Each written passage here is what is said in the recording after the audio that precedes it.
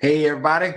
Welcome to the Tuesday Night Chiro broadcast sponsored by DE and Band of Brothers around the world. Hey, excited about our speaker tonight. He's been around chiropractic and around DE for a long time. We were just talking about how many years. It's just a long time. Jay is in practice in Hooksett, New Hampshire. Had to leave Rhode Island for political reasons and left Cincinnati, Ohio. Originally a Palmer grad from 36 years ago. Again, been coming to DE for a long time and just a great friend and a great principal chiropractor and a great soul. Before we bring on Jay Korsen, let's remind you that DE is January 29th through the February 1st. It's at the Perimeter Hotel in Atlanta, Georgia, and the room block ends January 15th. So don't wait till January 15th. Don't wait till New Year's Eve. Do it tonight to get it done and get it done and get registered, get ready for the next DE. It's going to be awesome. Again, in Atlanta, January 29th to February 1st. Between now and then, plenty of time to get with your teams. Things going on you want to celebrate, share it with your teams. Things you need help with, ask. We're here for you. That's what this is all about. Monday night, you have the Band of Brothers call. Tuesday night, you have the Chiro broadcast.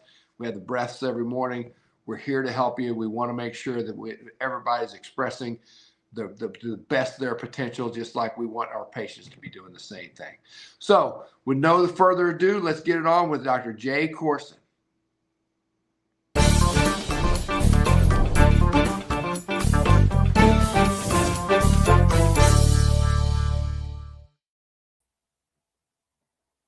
Woo! Okay. I'm back on the Tuesday night call, and I'm always honored when I'm asked to speak. I got tapped on the shoulder by Andy during last DE, and here we are, December 23rd. It snuck up real quick. I, like a lot of other people since the last DE, I'm sure you've experienced some growth in your practice, and it's really just kind of been amazing. I'm so grateful to DE. Um, everything good that happens in my life, in my practice, I really can attribute back to I counted over 40, I think it's 43 times that I've been to DE now. And it's really extraordinary, the growth that's happened to me, going from the bottom of a dark, deep pit in the bottom of a dark valley to really being brought up to mountaintops. And when adversity hits, which it really has hit us all, I didn't go to the office today. I had an opportunity to go back and listen to some old talks from DE, some Tuesday night talks, some talks from the DE itself, some people that really have been through some tough times, and the principles that we learned at DE have brought us through it, and I'm no exception. I really couldn't have made it being losing my practice in 30 days in Rhode Island and having moved to another state, to the free state of New Hampshire.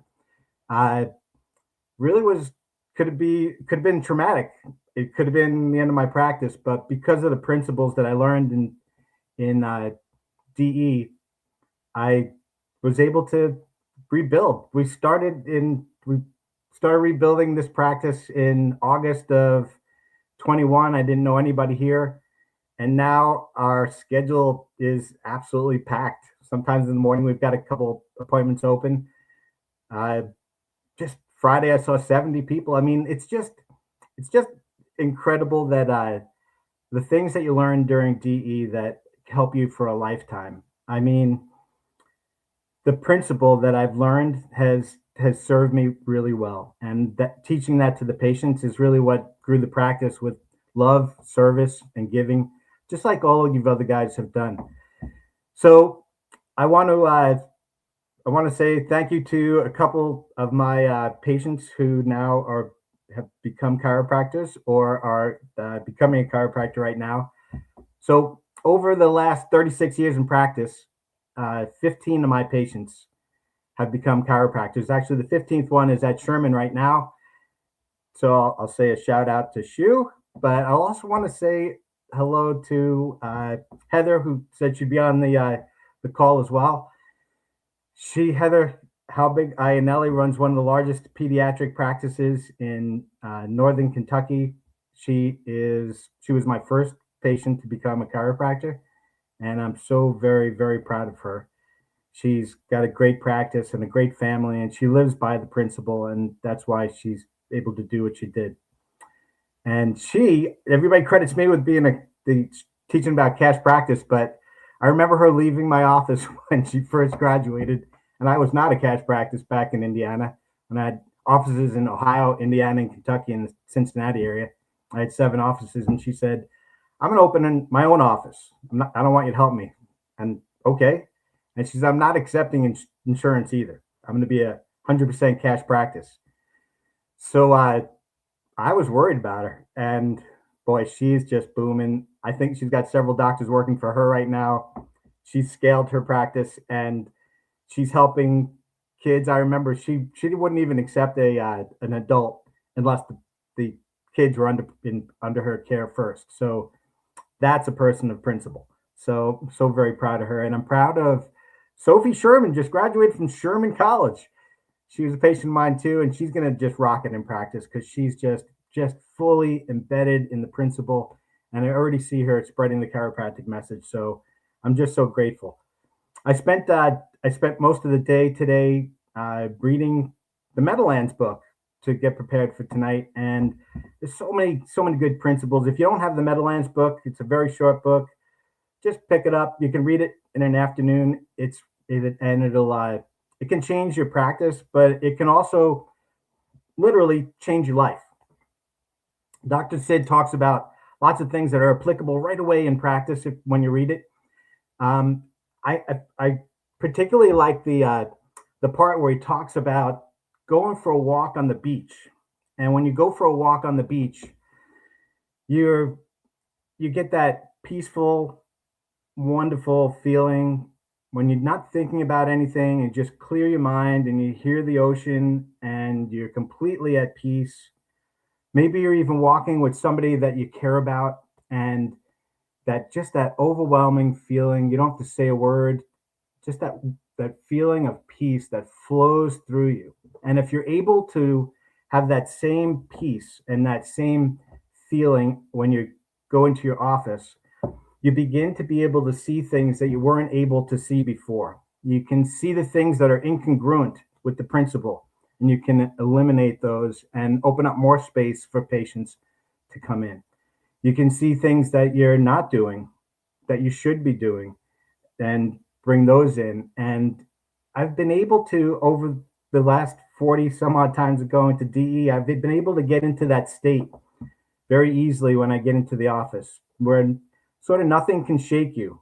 Dr. Sid talks about this flowing through you, this state of peace coming through you, and like a river going through you. And you are that river, and you don't focus on the leaves and the things that fall into the river. You just focus on the peace and that the flow through it that comes through you.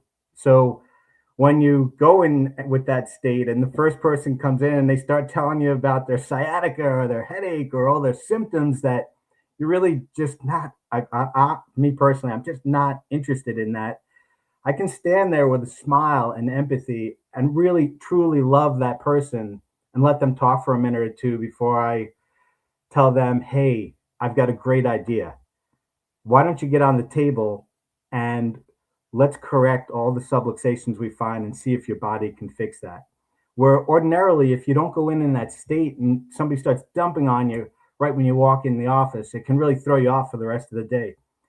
And DE teaches you how to get in touch with that flow inside your body so that you can go in and things can come at you. All these negative things, these leaves can blow at you and they just don't affect you. And you can grow the practice that you love. Dr. Sid also talks about having a definite major purpose and a made up mind. It's so important. So the question becomes, what is your purpose when you go into the office? What are you there for? And I really believe that to run the best practice, the way I've done it is just by keeping it nice and simple. What's my purpose? My purpose is I go in and I detect and correct subluxations. I locate and correct vertebral subluxations. That's it. It's nice and simple. That's my purpose. It's and I have a made up mind about it too. I'm certain about it. In the Meadowlands book, Dr. Sid talks a little bit about if you're a Christian and someone's trying to convince you that Christ isn't real. I mean, how would you respond to that? I mean, it wouldn't phase you whatsoever if you know that Christ is your Savior and you're absolutely certain about it. It wouldn't phase you if somebody said something negative about Jesus because you know it's not true. When you have that kind of made up mind about chiropractic and that chiropractic, that when the brain is fully connected to the 70 trillion cells in the body without any interference, that the body is able to function optimally. Nobody can convince you or tell you otherwise. And when you have that kind of certainty and you can have that in front of your patients, they also gain certainty and they also gain confidence. And you begin to see these miracles happen right in front of you. Not occasionally, but even on a daily basis. You begin to notice through that stream, you begin to notice all the miracles that are happening all the time around you. So stop saying in your office, I can't. Dr. Sid really hammers that in the Meadowlands. Stop saying that you can't. Start speaking positively to yourself. You can, you will, you must. I'm telling you, that makes all the difference. Your mindset makes all the difference in the office. And that was one of the things I really gleaned today from going over the Meadowlands book again. It was also interesting when he talked about chiropractors who say they can't treat X, Y, and Z. I can't treat cancer. I can't treat hemorrhoids. I can't treat, and you name any medical condition, and they say they can't treat it. And quite frankly, I don't believe you can treat it either, but I don't think that you should not accept a patient because of those conditions or symptoms. Whatever happened to the old phrase, accept all patients regardless of their condition or ability to pay? If you really have that in your heart and you're really doing that in your office, you're really fully embodying that and not coming up with some random list of things that you can't take care of, then that's where the miracles really start happening. You don't want to just have an office, or at least I don't want an office full of backaches and sciatica and headaches and you name it. I want people coming in once a week for the rest of their life until one of us dies. And if I die first, I want them to be able to find another chiropractor because they have the same confidence and enthusiasm about chiropractic as I had. So that was another really good part in the Meadowlands. And Dr. Sid also touches on the big idea. So the big what is the big idea? Like, what is the big idea in chiropractic? I mean, I sort of said it about the brain fully connected to the body, but the big idea in chiropractic is that the body itself is self-healing and self-regulating. And the nervous system, free from interference, is able to heal itself. Hopefully. Our job is to remove the interference, and hopefully the glands, organs, and tissues begin to heal themselves. Why do I say hopefully? Because it really depends on the body. We can remove the interference, but it really depends on the condition of the body, whether it's going to be able to heal itself. But our job is one, it's singular, to remove the subluxation so that the body can heal. And that's really all that we need to do. And it's so simple, yet it's so powerful and so effective. So every time that I adjust a patient, hopefully you too, when you adjust a patient, what do you expect? Like, what do you expect? You know, people say, well, I want results. What result? What do you expect? I expect the body to function optimally. In other words, I expect a miracle every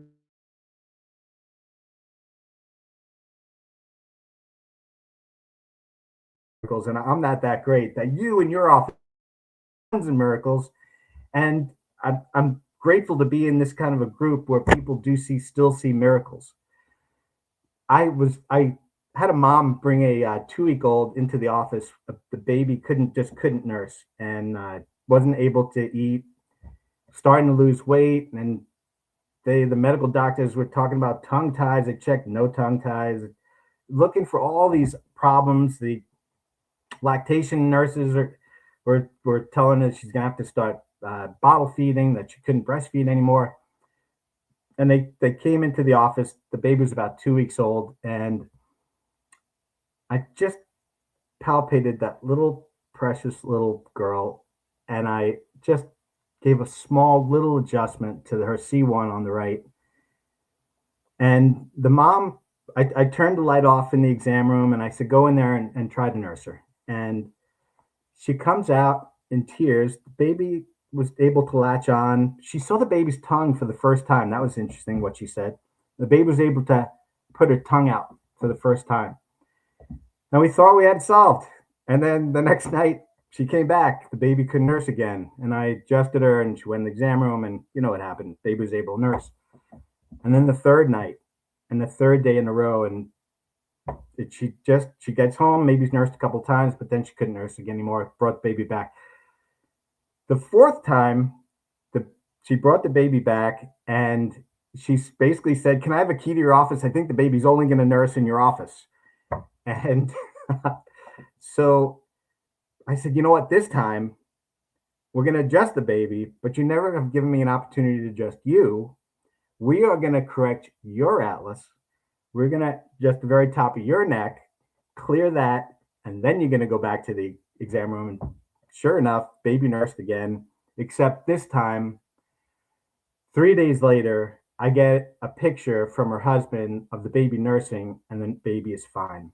So, the miracles, that's just one of the many wonderful, really wonderful things that we've been able to see lately. And like I said, I'm sure that you guys are seeing it too, but isn't it nice to know that we're all experiencing, because we have the same idea, fixed day, we have the same principles, we have the same big idea that we share, and it works every time, just like dropping keys. So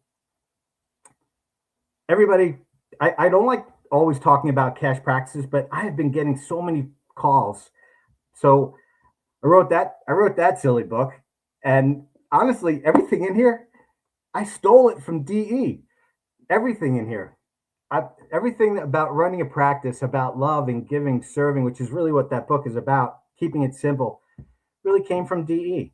But I do want to thank DE, because the first couple copies of first couple years I sold this, it did pay for a year of my son's college. So thank you. If any of my DE brothers and sisters, if you're in a position, if you're a student, or if you're in a position where you can't afford the $40 or whatever this book costs on Amazon, please email me or message me on Facebook. I'll be glad to get you a copy of it. I wouldn't charge you a penny for it. I want everybody to have access to it. It has my heart and my soul in it, and it teaches people how to run a cash practice. But lately, like I said, I've been getting a lot of calls. I guess I haven't dealt with insurance since 2008. So when I had my run-in with Blue Cross Blue Shield, if you know the story, they accused me of fraud, spent 5 years in federal court with them. And at the end, they said they were sorry. They were really sorry. They said they were sorry 1.65 million times. My attorney took 1.5 million I'm sorry's, but in the end they lost. And kind of that book was the result of it, because I learned how to run a cash practice, and I just wanted to share it with the profession, and mostly with DE, where I learned how to do it. So I want to go over that a little bit tonight. I don't want to go too long, but I do want to just give you the very basics on how to. Thanks for saying you expect miracles. I love miracles too. Just the basics on how to convert to 100% cash practice, which you can do legally and ethically, and it's a really wonderful way to practice.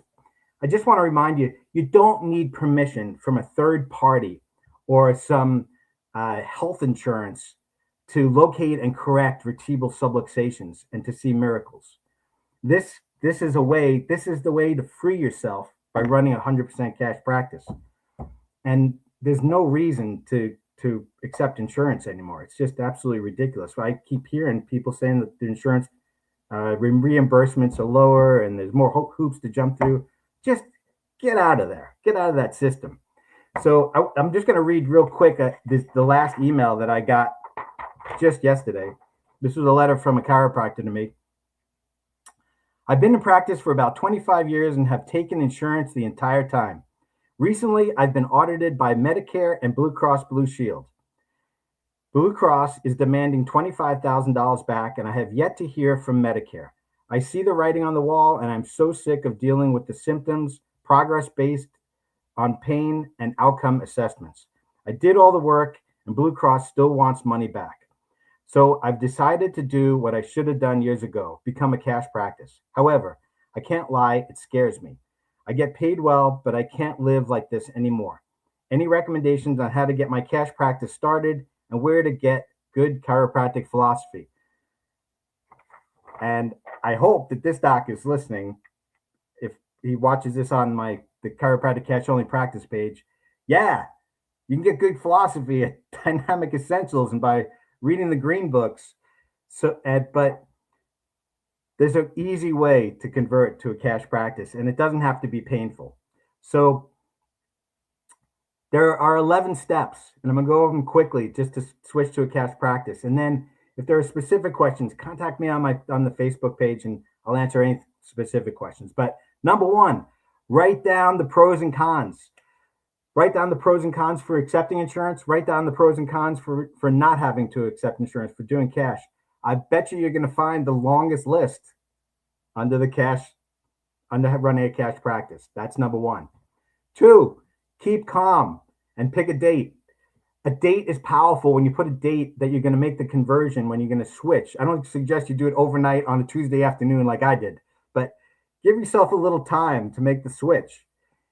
But writing that date down is powerful. That's number two. Number three, get lean. Cash practices work because you have a low overhead. You don't have to charge an extraordinary amount of money. Although I think I'm actually collecting more per visit as a cash practice than a lot of you are collecting on insurance per visit. So, and I'm very, very transparent. All my fees and everything I do is right on my website. So if you want to check it out, www.brightlightnh.com. All my fees are on there. The new patient orientation, which we'll get to, everything is very transparent. There's nothing I'm hiding. I want to share it all so other people can have as much joy in practice as I have. Number four, get strong on your philosophy, your why. It's true. It's not as important what you do as why you do it. What's your motivation to switch to a cash practice? Why are you a chiropractor? Why are you doing what you do? And can you tell your patients, can you communicate that well? That's going to be a big factor in a cash practice. When people aren't coming in because they're in their insurance, they're coming in because they trust you and they have confidence in you. Number five, have a single mission, the dynamic essential. Once you have become centered on your major purpose, the very power of your presence will prevail and success will follow. I promise that is true. Become centered on a single mission. Number six, get specific, measurable, attainable, relevant, and time-bound goals. Those are SMART goals. Specific, measurable, attainable, relevant, and time-bound goals. Here's a good goal. Grow at 10% a month. I'm going to tell you, there's a thing in the Japanese word for kaizen, which means for continuous improvement. It reflects the idea that small, consistent improvements applied daily lead to a lasting excellence in every area of your life and work. How about this? How about instead of trying to double your practice, how about you increase by just 10% a month? It's called compound growth. It's just like compound interest, putting your money away, which you guys, if you're young, you need to do that right away. You need to start putting money, 10% of your income away so that you can retire. And you have plenty of money in the bank if you want to retire, like I've got. But it was just simple, just 10% of the money that we collected since we started.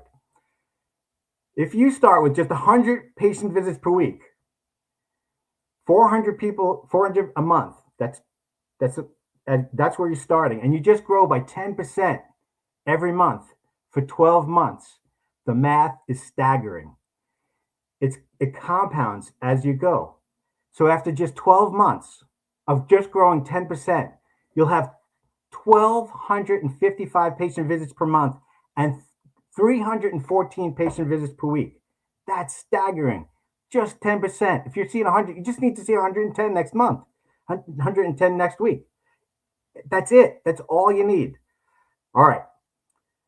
Number 7, write to all the insurance companies and tell them the great news. You're no longer going to be taking their money because you don't need it, because you're going to be doing better and you're not going to have as much stress having to jump through their hoops and take those crazy notes that I see people doing insurance taking. It doesn't mean you're not going to have to take notes. You're going to have to take notes, but much, much simpler than what you're doing to jump through those insurance hoops. Number 8, set your fees and have options. I talk about a hybrid cash system in the book. I've done cash fees every way you could possibly think of. Right now, we're just doing fee for service. I think it's the best exchange of energy. Patient comes in, it's like selling a loaf of bread, right? Patient comes in, they get their adjustment. They leave, they pay for their adjustment. Just like going to the grocery store. You go to the grocery store, you get the bread, you pay on the way out. Same thing. Don't make it more difficult. But you can do packages, you can do memberships. If you have a high enough volume, you can do a box on the wall, but that's another whole story. I don't suggest it. You can do case fees. My friend Mike O'Halloran does case fees. Any way a cash practice works, just choose the way that's most congruent for you. All right. Number 9, visualize your practice of your dreams. Is it 200 a week? Is it 300, 400? Is it 500 like Dr. Sid used to talk about? What you can conceive and believe, you can achieve. Just because I've decided now to see 50 people a day, even though it gets higher from walk-ins, that doesn't mean that there was a time when I was able to see 200, when I saw 270 something people in a day. I remember calling Steve Judson and saying, I called him, I said, everything hurts. And he told me to shut up and suck it up. His stuff hurt too. So the number is irrelevant. As soon as you go into the office and you help one person, I'm telling you, you've done your job. But whatever your number is your number. Whatever you can conceive and believe, you can achieve. I promise. Even if you're only seeing 100 people a week right now, you can see 500 equally as easily. It's just a mindset. So visualize the practice of your dreams. Number 10, find a mentor or pay a coach big bucks. Listen, to put up with the whining that I hear, I should have charged people to mentor them all these years, but find a mentor. DE's full of them. You've got these 4 teams. Call somebody on your team, your blue team, your green team, your purple team. I probably forgot a team. Somebody will remind me, I'm sure, in the comments. Call them. It's free. We mentor each other because we're building each other up. Because if we build each other up, we can help more people and we can change the health of this planet. Which leads me to the last thing, which is make sure you're doing an orientation. You need to do a mandatory chiropractic orientation class. The most important thing we do is the orientation, not the adjustment. The education is more important. Unless you want this revolving door practice, you need to teach people and educate them so that they know what you know, so that they can go out and tell other people, so your practice can continue to grow until the point, like my practice was in Rhode Island, I just couldn't accept new patients since 2017 until 21 or 20 when we closed it down. It was just unfair to the regular patients because they had to book 3 weeks out because that's how busy we were because of the orientation. People are literally dying because they don't know what we do. Please hear that again. People are literally dying because we don't know what we do. And that's what a chiropractic orientation does. It teaches them what we do. Chiropractic's a tool, and it teaches them how to use that tool. There are 444,000 deaths per year in America from preventable medical errors. Divide that by an average of 500 people per 747 jumbo jet. Listen up. That's 880 jumbo jets full of people crashing into the earth with no survivors every year because we haven't told the chiropractic story. That's how important the orientation is. Oh my God, I must be too high on my estrogen because I want to cry just thinking about that. 440,000 deaths because we won't open our mouth and give a chiropractic orientation to show these people how to reconnect their brain to the 70 trillion cells in their body so that their body has the best chance of functioning optimally and not needing to be part of that statistic.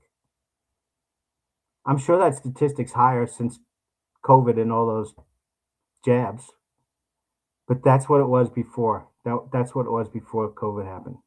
440,000 deaths from preventable medical errors because we chiropractors were too lazy to do an orientation. That's just that's staggering. So if you're interested in converting your practice to a cash practice, to living the life of your dreams, to not working for an insurance company, instead serving the person in front of you without dealing with that third party, my advice is to switch to a cash practice. I know that these are recorded, so you can go back. I know I went quickly over those 11 things, and I've been writing since 2008 for free, openly, all my mistakes and all the things that went right on my chiropractic cash only practice page on Facebook. If you have any questions, you can join the group. People feel weird about asking questions out in the open on the page. There's a group by the same name. Just join it. I'll put you in and I'll let you ask any question in there. It's a private group and we never charge a penny. So with that, please, gang, let's start doing those orientations. Let's start telling your community about chiropractic. Let's start taking people off those 747s. Let's empty out the hospitals. Let's fill this world with healthy people. And let's advance the type of chiropractic that DE has taught me over since 1992. 1992. Wow, I think that was the first year I went to DE. And there were many years I skipped in between because I wasn't principled. I wasn't ready to practice with that kind of a practice. And when I came back in 2008, thank you, Dean Satilli and Steve Judson and all the other people that convinced me to come back, because my life has been so much better. And I want your life and the people in your community to have as wonderful a life as I have. I love and appreciate you. I love and appreciate DE, and I thank you for the opportunity to talk tonight. Good night, gang.